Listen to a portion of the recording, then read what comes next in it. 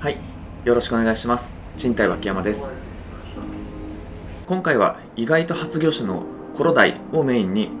九州の魚付きではおなじみになってきたオオモンハタやギンガメアジとのバトルシーンなど大型魚メインでお届けいたします。夏限定の趣味であります魚付きはね、この動画で今年は一旦終了となります。最後に青物をついて優秀の美を飾れたのでしょうか。ギンガメアジですね。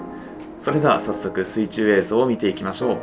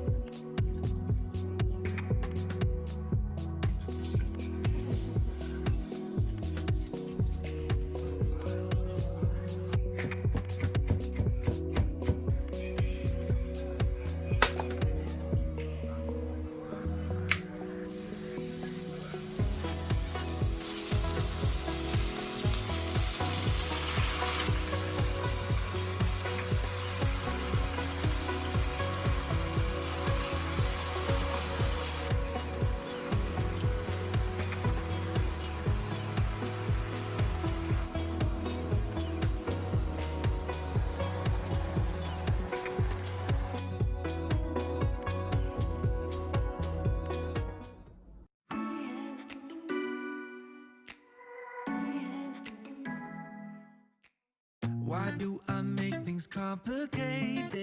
い、というわけで非常に悔しい結果となり、ギンガメアジは捕獲ならずでしたと。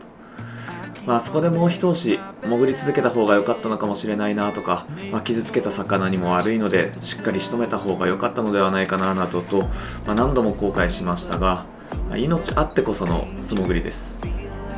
初魚種に対峙した際は、ただでさえね鼓動が速くなっている中で深追いしてブラックアウトとなることが一番避けるべき事象かなと思っています。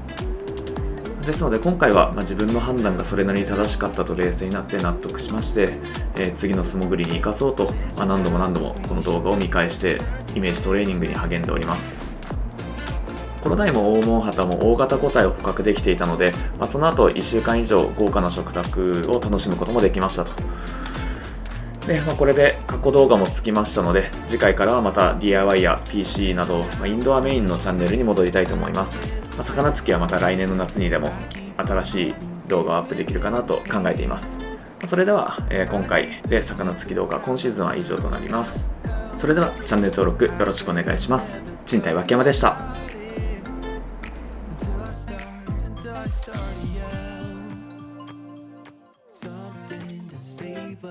Close but we're strangers, feel like we're far apart.